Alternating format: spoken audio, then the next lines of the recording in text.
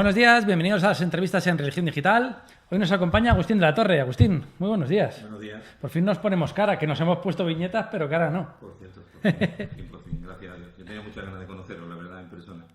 Y aprovechando que vengo por Madrid, pues tenía mucha ilusión de estar por aquí y poneros cara y poneros cuerpo y poder hablar un ratito como hemos estado hablando. Y que no es tan fiero el león como lo pintan. Siempre me fiero el lo pintan. No tenía yo tampoco, no esperaba tampoco un león, ¿eh? Corderitos. Bueno. Agustín de la Torre es uno de nuestros viñetistas de Religión Digital, que además de su trabajo en el blog, verán que en estos últimos tiempos ha tenido alguna intervención más importada en temas de Navidad, Año Nuevo, etcétera, etcétera, y esperamos que siga siendo así. ¿Nos vienes a contar un poco quién eres y qué haces? Porque la gente te ve tus viñetas. Yo creo que más que verme a mí, ven mis viñetas. Ajá. Yo soy más conocido por mis dibujos, gracias a Dios. Siempre digo que mis dibujos son mucho más interesantes que yo. Además estoy convencido de ello. Pues yo soy simplemente un profesor. Llevo 25, 26 años ya en el oficio. Un profesor de Sevilla que ha nacido y se ha criado en el entorno de los salesianos y de las salesianas. Yo soy antiguo alumno de los salesianos, tanto de la línea de la Concepción, donde estuve viviendo de pequeño, hasta después en Sevilla. Y llevo 25 años pues, trabajando con las salesianas también en Sevilla. Y soy profesor de dibujo, estudié Bellas Artes y llevo mucho tiempo dedicándome a dibujar en papel, en lienzo, y a enseñar historia del arte, enseñar dibujo. ¿Y por qué te metes en esto del humor religioso? Que no es un tema que parezca que casen esos dos conceptos, humor y religión. La inquietud religiosa la he tenido siempre. El placer por dibujar lo he tenido siempre. Y el hecho de plantearme unir las dos pasiones fue gracias a Solís Cortés, que yo creo que es el gran referente y el gran maestro de todos aquellos que nos dedicamos. El hermano Cortés, al que echamos mucho de menos. Sí, lo echamos de menos. Que todavía nos ve y que lo sepas. Yo de joven compraba, cada vez que tenía dinero, me compraba un libro de Cortés y me compraba eso, qué bueno que viniste, el señor Guadalmanda, Agustín el de Corazón Inquieto. O sea, todos los libros de Cortés yo me los bebía, me los estudiaba, incluso llegaba hasta copiar sus viñetas como una forma de homenajearlo. Hasta que tuve la ocasión de conocerlo en persona en un curso que se llamaba ¿De qué Dios hablamos cuando hablamos de Dios? Y en ese curso que yo ilustré, porque yo tengo la costumbre de dibujar siempre que estoy en algún tipo de formación, porque es la manera en la que yo retengo lo que escucho. Tu manera de tomar apuntes. Es mi manera de tomar apuntes. Entonces yo estuve haciendo dibujos de Cortés y a la vez estuve haciendo mis propios dibujos. Cortés los vio y esta vez, bueno, pues estamos en una comunicación en la que para mí era casi imposible que yo pudiera estar hablando con el gran maestro y el gran referente. Y él fue el que me invitó realmente a que me planteara por qué no utilizaba mis dibujos como forma de evangelizar. A mí me parecía demasiado osado, demasiado pretencioso, porque yo nunca me he planteado que ni mis dibujos ni el contenido de mis dibujos tuviera la calidad suficiente como para una misión como esa, ¿no? Pero bueno, empecé gracias a ese contacto con José Luis Cortés, que me abrió también las puertas de una colaboración con la revista 21 RS. Sí. Y a partir de ahí, pues, bueno, yo creo que hay un punto de inflexión fundamental en mi vida y es cuando mis dibujos empiezan a trascender de lo que es puramente físico del papel y empiezan a meterse en internet. Es decir, yo cuando creo mi página web, es cuando empiezo a publicar mis dibujos, incluso con la posibilidad de que se puedan descargar de manera gratuita. Sí, además lo pones en la web. Lo pongo en la web, sí. Ahí es donde empieza a cambiar todo y empieza a recibir correos de la gente y empieza a tener ese feedback que creo que un poco te nutre y te ayuda a seguir haciendo. ¿Es posible hacer humor con la iglesia y con la religión? Yo creo que es necesario. No es que sea posible. Pero es muy seriote esto de la religión, o al menos aparentemente. De hecho, tengo amigos y compañeros que me dicen, pero las monjas no te dicen nada. No, porque yo soy católico y además convencido de mi religión. Yo estoy enamorado del mensaje de Jesús de Nazaret y así lo defiendo. Yo no hago una crítica a un humor religioso destructivo. Yo creo que lo que yo digo es la manera en la que yo estoy interpretando el Evangelio, que puede ser cierta o puede ser correcta. Pero es tu interpretación, claro. Correctamente, o sea, puede ser correcta o no serlo, es mi interpretación, mi manera de ver las cosas. Honestamente así lo difundo y hay mucha gente que le gusta y hay mucha otra gente que no le gusta y yo lo respeto porque creo que con la edad que yo tengo ya uno ha empezado a entender a peinar canas, que uno no tiene la verdad, ¿no? Que uno tiene su verdad y que tu verdad es tan respetable como la verdad del que está enfrente. Entonces con honestidad yo lo plasmo en mis dibujos y el resultado pues después es imprevisible. ¿Hay personajes más caricaturizables en la iglesia? Francisco sí que parece un personaje con... El Papa Francisco es una maravilla. No he logrado todavía el dibujo perfecto del Papa Francisco. De hecho, con Boletín Salesiano, que es una revista mensual, hago una tira cómica que lo que hago es ilustrar los chistes de... Bueno, algún tuit del Papa Francisco que yo elijo y lo convierto en una reflexión humor. Y si miráis los dibujos del Papa Francisco que yo llevo haciendo desde hace un par de años, ninguno se parece. O sea, no he encontrado el dibujo del Papa Francisco que yo diga, con estas 4 líneas es la esencia de él. Que es un hombre con mucha gestualidad, entonces Sí. eso tiene que ser más complicado, Pero imagino. no lo he conseguido. Con el Papa Francisco no lo he conseguido. A nivel de personajes espectaculares, fantásticos. Y después la Iglesia pues tiene muchos personajes muy divertidos. ¿Hay alguno más fácilmente dibujable que otro? No hay otra por ahí. No te íbamos a hacer una viñeta de Rouco ni de Osoro. Bien. Todavía no. ¿Hay barreras en este tipo de humor?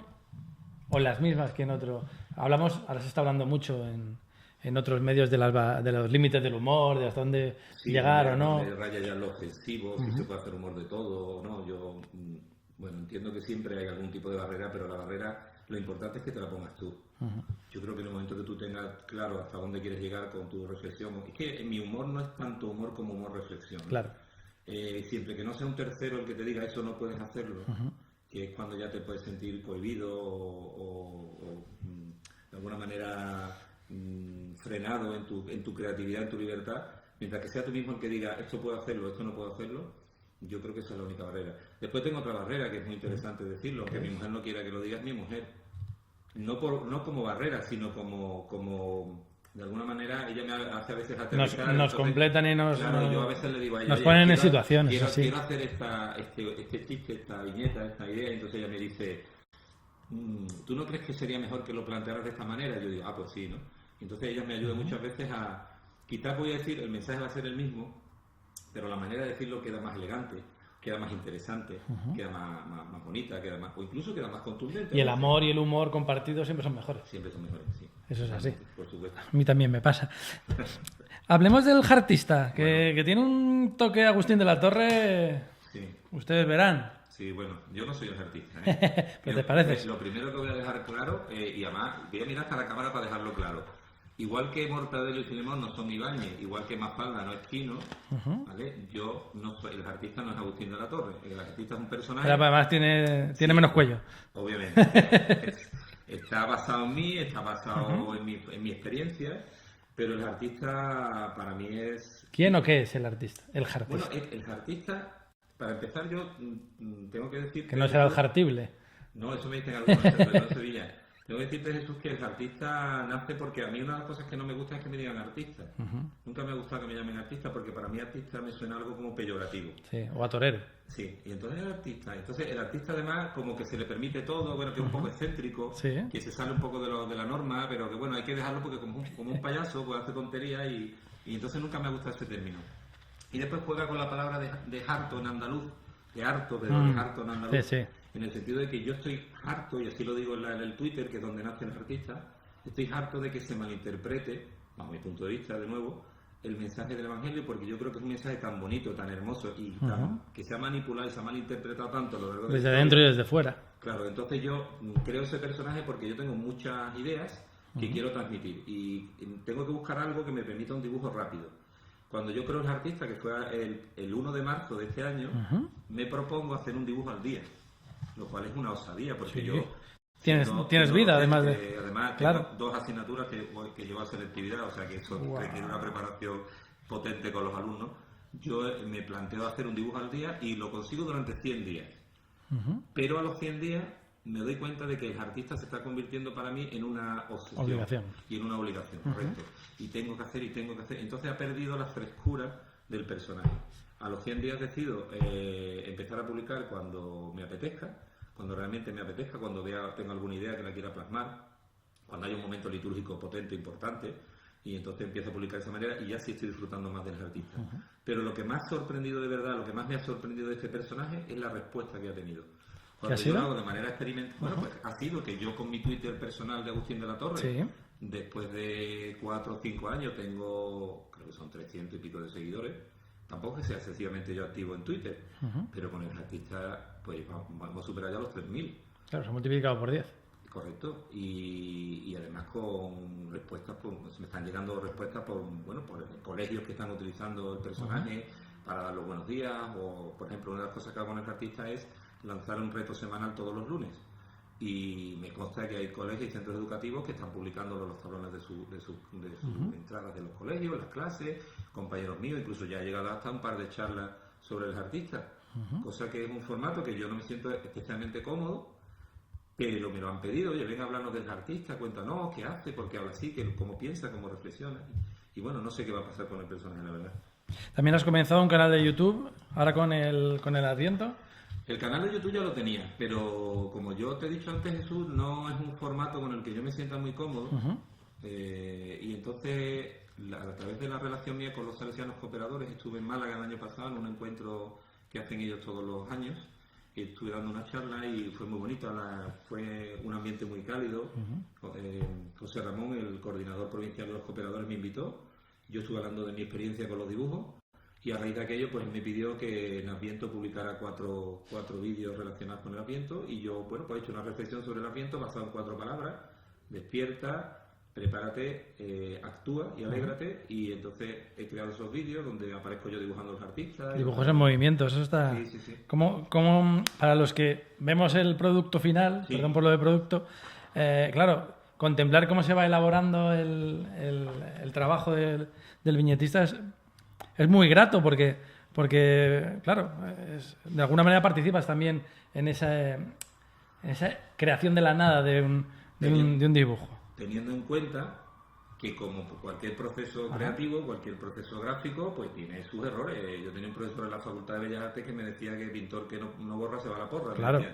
Y yo hay veces que, honestamente, me pongo a dibujar y hago 2 trazos y no me salen, y hay veces que me sale el dibujo entero de una vez. Entonces, es verdad que yo los vídeos los he podido preparar, quiero decir que yo he hecho el dibujo y en algún momento he tenido que rectificar, he tenido que retocar. Y de hecho, muchas veces dibujo en directo y a veces salen las cosas bien y otras veces no salen bien. Cuando se hacen análisis de los... Pero siempre a mis alumnos les gusta mucho verme dibujar. Normalmente conecto la tablet al proyector de la clase y dibujo. Y a ellos les gusta mucho. Eso de ver a alguien dibujando les encanta. ¿Hay cantera en esto? Pues no lo sé, si la hay no la conozco. Yo no la conozco, yo creo que somos pocos los que nos dedicamos a este mundillo. Y tiene presente y futuro, porque nosotros sí que estamos viendo la misma respuesta que tú observas en tus viñetas en Religión Digital, pero es cierto que como que después de Cortés o de Fano, que es otro de los grandes tótem del humor gráfico de los religiosos, como que está costando saltar el Rubicón. Yo no sé si tiene futuro. Honestamente tampoco me preocupa. Me encantaría que lo tuviese. Me encantaría que hubiese más personas que se dedicaran a esto. Me consta que hay mucha gente que dibuja. A lo mejor no se han planteado tampoco utilizar su dibujo como forma de evangelizar. Es verdad que es un lenguaje directo, es un lenguaje muy, muy limpio. Sí. De hecho, los dibujos míos también son muy limpios de forma y de contenido también. Tiene las manos grandes el artista, ¿eh? Sí, porque como profesor de historia del arte, debo de decirte que por ejemplo Rodin, el gran escultor, exageraba siempre las manos porque eran muy expresivas. Entonces yo utilizo un poco ese tipo de aprendizaje.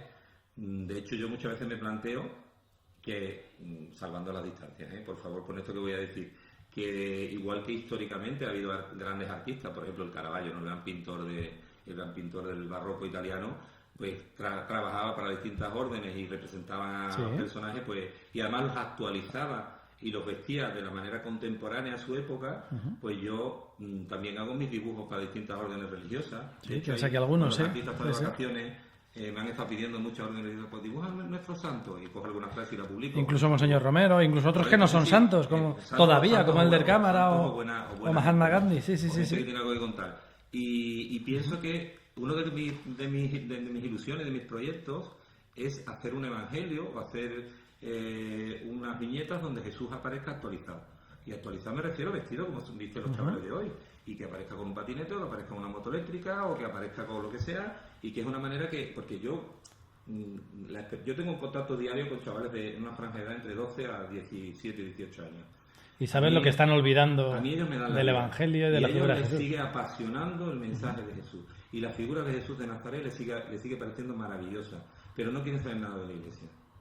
Entonces aquí, ¿qué es lo que ocurre? Y estoy hablando de chicos que se han formado en un entorno religioso. Son niños que han entrado en un colegio que tienen los conceptos básicos más o menos claros, que saben quién es el señor ese que está crucificado. ¿Qué ha pasado para que chavales de 16 años, que son con los que yo más relación tengo, con los de bachillerato, no quieran saber nada de la Iglesia y sin embargo sí les siga interesando el mensaje de Jesús de Nazaret? ¿Y qué ha pasado? ¿Qué ha pasado? Bueno, yo creo que lo hemos transmitido mal ese mensaje, básicamente. Yo creo que ese es el problema. Primero, que no lo hemos transmitido mal y que los referentes que ellos están buscando no los están encontrando. Es decir, los referentes en este caso, en el mundo eclesial, en el mundo religioso, cuando ellos se relacionan con religiosos y religiosas, lo que es lo que están viendo, pues realmente ellos dicen que no les están aportando nada. Claro. Están Esa identificación de iglesia con obispos, con señores vestidos de negro, con una cruz pectoral grande, que viven en palacios. Con muchos pastores. Sin embargo, luego el jefazo de la obra terrenal es un personaje que sí que tiene... Gracias a Dios. Sí que tiene mucho... Gracias a Dios. No ha pasado eso en los últimos tiempos. Pero es que tiene mucho trabajo, es jefazo. Sí, pero es un personaje que sí que da esa imagen, que sí que llama a los jóvenes. El Papa Francisco. Hecho, si le preguntas también a los chavales, también te dicen que el Papa Francisco les encanta. Y siguen sin querer saber nada de la Iglesia. Cuando, curiosamente, el que manda, entre comillas, en la Iglesia, el jefazo de todo, es un hombre que sí les llama la atención. Si tú te lo planteas a un chaval de 16 años que tiene su vida más o menos resuelta, cuyas preocupaciones son su selectividad y sus relaciones con sus compañeros y si va a tener el último móvil, ¿qué le está aportando la Iglesia? ¿Qué respuesta le está dando la Iglesia?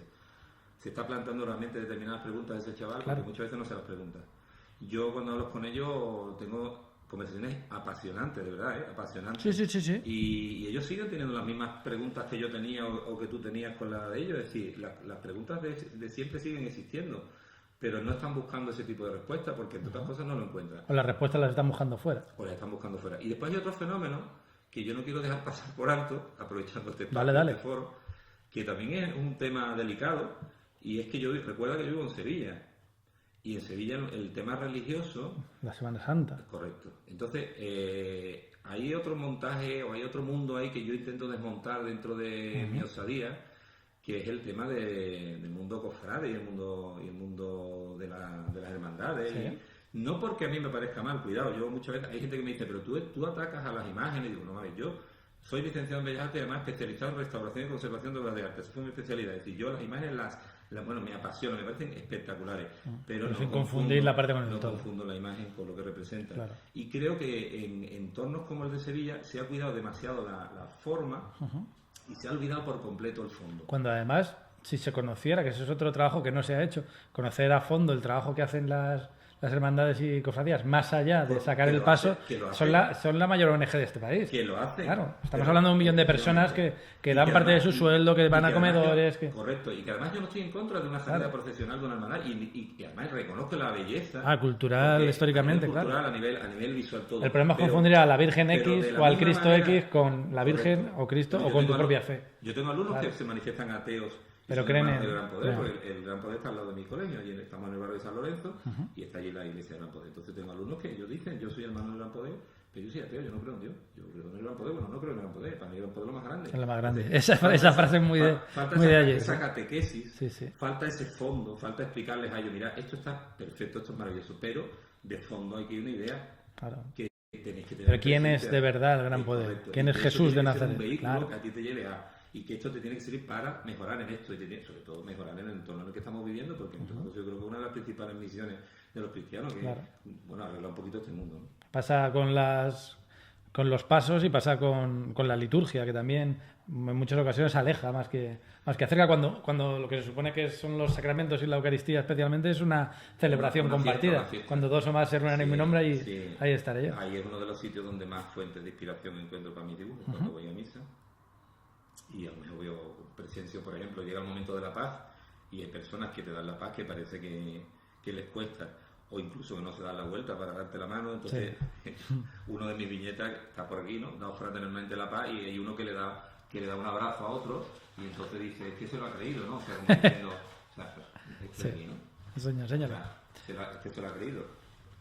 Da fraternalmente la paz y dice, me temo que se lo ha creído. O sea, realmente fraternalmente le da un abrazo al otro, y bueno, yo voy a esa frialdad y bueno, evidentemente a mí también sería violento en una iglesia darle un abrazo a otra persona, pero bueno, hay algo a mí me chirría ahí, ¿no? Sí, pero si se da el ambiente, luego al final no es tan extraño que la gente, por ejemplo, se dé la mano para rezar el Padre Nuestro, para cantarlo, cosas así, claro. Además, claro. Que hemos vivido celebraciones eucarísticas fantásticas y muy cercanas. Yo tengo grandes amigos salesianos que son curas y que hacen ese tipo de Eucaristía donde intenta que la gente se conozca, que la gente entre en contacto, que la gente se sincere de alguna manera. Es decir, yo he vivido ese tipo de Eucaristía, he visto que es posible. Cuidado, manteniendo evidentemente lo que significa la Eucaristía. Yo no quiero tampoco convertir la Eucaristía en una discoteca, porque tampoco es el espacio ni el momento ni nada, ¿no?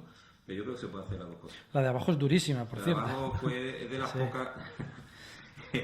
El patriarca y Francisco besando los pies al pobre mientras el pobre lo que necesita. Que yo he publicado. Esta forma parte de un dibujo para precisamente el Boletín Salesiano, que yo no sabía si me lo iban a dejar publicar o no, porque fue precisamente en Semana Santa y a mí siempre el rito de lavar los pies o besar los pies a un pobre creo que hace más, tal como está planteado, parece más un paripé no, y hace más por el que lo hace que por el que lo recibe. Sí. Es decir, que bueno, que está muy bonito como gesto, que tú le beses los pies a un pobre, pero el pobre necesita lo que quiere, ¿no? Esto es, casa y pan. Y esta sí que... Buah, es que la he visto de casualidad. Algo debe explicar mal cuando los ricos entran en las iglesias y los pobres se quedan en la puerta. Correcto. Pero eso nada más que tienes que ir a cualquier iglesia para darte cuenta que eso es así. Porque se quedan los pobres en la puerta y porque los ricos entramos. Entramos. Los ricos, porque entramos los ricos y los pobres se quedan fuera. Cuando realmente debía ser justo lo contrario. O bueno, que entráramos todos, ¿no? Estas cosas no hacen gracia, aunque son humor y del necesario. Porque el humor también tiene parte de crítica, la reflexión. Porque yo, como te he dicho antes, el humor, yo le llamo humor religioso por llamarlo de alguna forma, ¿no? Porque siempre se ha considerado humor gráfico. Pero para mí es más una reflexión religiosa que humor. A veces mis alumnos me dicen, ya, para mí no me hace gracia. Digo, evidentemente, el objetivo en este caso que te haga pensar. Que te haga pensar, claro. Correcto. Agustindelatorre.com, allí podemos encontrar muchas de tus creaciones, también en el blog que tienes en Religión Digital. ¿Planes para 2019? ¿Planes gráficos para 2019? Bueno. ¿O dejamos que el jartible, iba a decir, que el jartista... No sé cómo va a ser el artista. Bueno, en principio en mi página web prácticamente está todo. El jartista tiene un libro, por cierto. Esto ya lo dejo caer para editoriales amigas que nos puedan estar viendo. No allá ustedes. Todavía no hay libro. Allá ustedes. Todavía no hay libro. En la web podéis encontrar todos mis dibujos, todos, y además con descarga directa. Yo lo único que pongo es que, si es posible, se me indique para qué se van a utilizar, por simple curiosidad. Y por supuesto que no persiga un fin comercial, es decir, que nadie utilice los dibujos para vender nada. Y entonces se descargan de manera directa. Tengo varias sesiones y en una de ellas es el artista, donde están. Bueno, de hecho comparto una carpeta de Drive con todos los artistas en alta resolución para que el que quiera lo pueda descargar, lo pueda utilizar como le parezca. Y proyectos. Mi proyecto inmediato es mis niños, mis alumnos, que saquen su selectividad y que saquen buenas notas y que sean felices, que ese es mi proyecto. De hecho, tengo que decirte que hace poco tiempo, hablando con un salesiano amigo, me decía, ¿te gustaría tener más tiempo para dibujar? Digo, claro que me gustaría, pero gracias a Dios, yo que voy con la tabla a todos lados y dibujando en todos sitios. Pero me hizo una pregunta que me hizo pensar mucho, me dijo, ¿y si pudieras dedicarte a dibujar todo el tiempo, lo haría? Digo, no, porque entonces perdería una de mis fuentes de... El contacto directo con la realidad. Y además con mis alumnos. Claro. O sea, yo los necesito. Claro. A mí ellos me dan la vida, a mí ellos me dan las ideas, a mí ellos me dan el calor, el cariño. Yo si me levantara y me empezara a dibujar en la tabla en mi casa o en alguna oficina o algo, yo creo que perdería mucho de... Te pondrían mustio como las plantas cuando no se riegan. Estoy totalmente convencido de ello, totalmente. Agustín, ha sido un auténtico placer. Te seguimos en agustindelatorre.com y en el blog de Religión Digital y esperemos que en más sitios. Yo lo vuelvo a dejar caer. Muchísimas gracias y feliz año nuevo. A ti, Jesús, muchas gracias a vosotros por darme esta oportunidad. Gracias. Y a ustedes pues les esperamos ya en 2019 en las ediciones de las entrevistas en Religión Digital. Muy buenos días. Buenos días.